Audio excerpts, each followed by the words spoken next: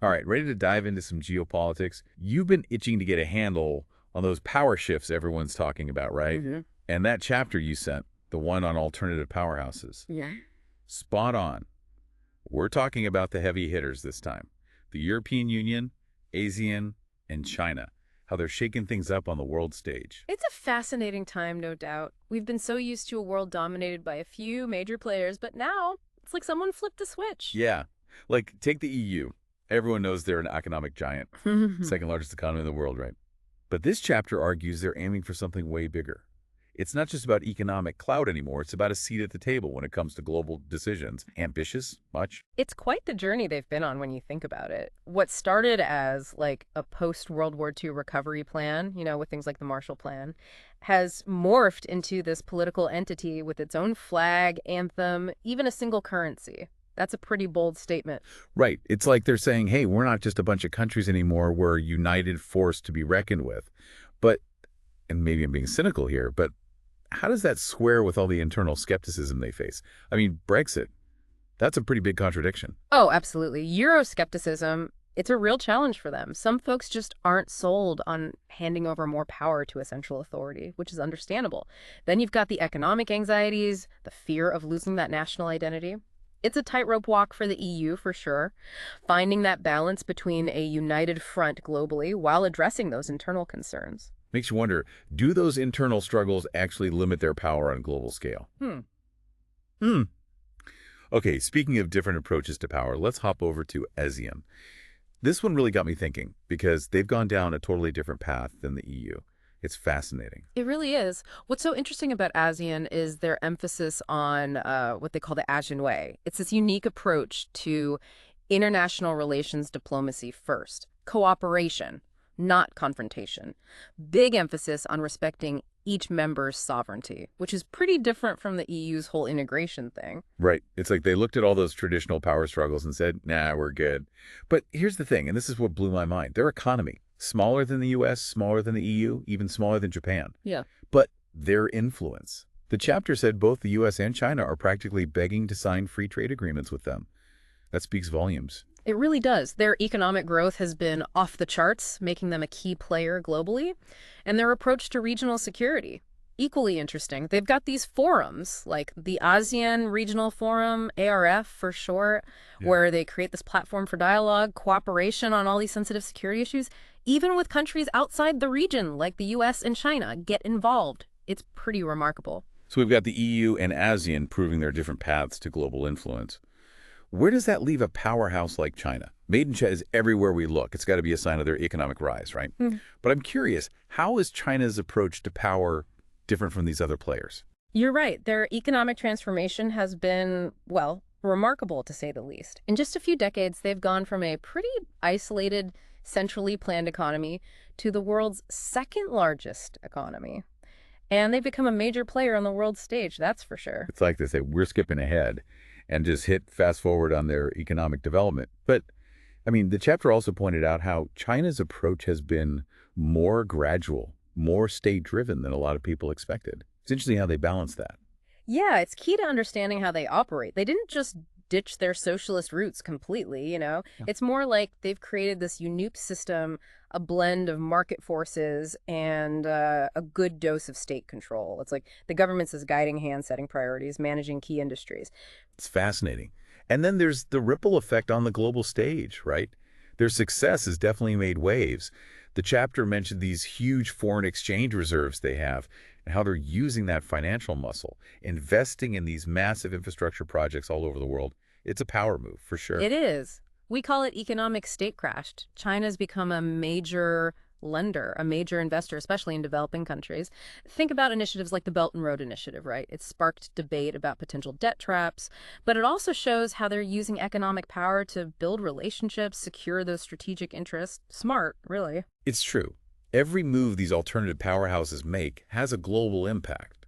But does that mean these power shifts make the world less stable? Is there a risk of, like, more competition, maybe even conflict as these players try to come out on top? It's kind of unnerving when you think about it. That's the million-dollar question, isn't it? Truth is, We're in uncharted territory here. We're moving away from a world dominated by one superpower, shifting towards something more multipolar. In a multipolar world, power is more spread out. Could you explain what multipolar means in this context? I think a lot of people hear it and don't really get it. It's important to understand. You're preaching to the choir. I'm guilty of that myself sometimes. It's easy to get caught up in the jargon. Totally. Basically, multipolar means there's no single country calling all the shots anymore. Instead, you've got multiple centers of power, each with their own agenda, their own sphere of influence. Now, this can be a good thing. It can force countries to work together, build consensus. We might see more cooperation. So like strength in numbers, Yeah, kind of like ASEAN's whole thing, but on a global scale. exactly. But, and here's where it gets tricky, a multipolar world can also mean more competition, maybe even conflict if those different interests clash. It's a balancing act. It's like they're playing a high-stakes game of chess. Every move could escalate tensions. It's a little unnerving. So how do we even begin to navigate this new geopolitical landscape? The old rules don't seem to apply anymore. It's a lot to process. I hear you. Things are definitely way more complicated now. What's essential is understanding the motivations, the strengths, the weaknesses of these emerging powers. We need to ditch those simplistic us versus them narratives and engage with the nuances of this new world order. It's the only way to really understand what's going on. Okay, you've piqued my curiosity. What are some specific examples of these nuances? Give me the inside scoop. What should we be paying attention to? Let's look at India and China. The chapter you shared touched on this, and it's a great example. They've both got this long history as ancient civilizations, right? Yeah. And now they're both major economic powerhouses, practically neighbors, but their relationship, it's complicated to say the least. Yeah, the border disputes, the historical tensions, it's all there in the chapter. But then it also talked about how much their trade has grown. It seems like a pretty big contradiction. Exactly. And that's precisely the nuance. They're rivals and partners. They compete for influence, but at the same time, they realize they need to cooperate on certain things. Trade, climate change, you name it. It's this complex interdependence that defines the multipolar world. It's not so black and white anymore. It's almost like they're in this, I don't know, tango, where they're kind of stuck together, but neither one wants to let go. That's a great way to put it. I think it highlights a really important characteristic of this multipolar world we're talking about. Cooperation and competition. They aren't mutually exclusive. It's not one or the other. It's both. Intertwined, this web of interdependence. It's a lot to wrap your head around. No kidding. So where do we even begin to make sense of it all? As individuals, how do we navigate a world where the old rules are out the window?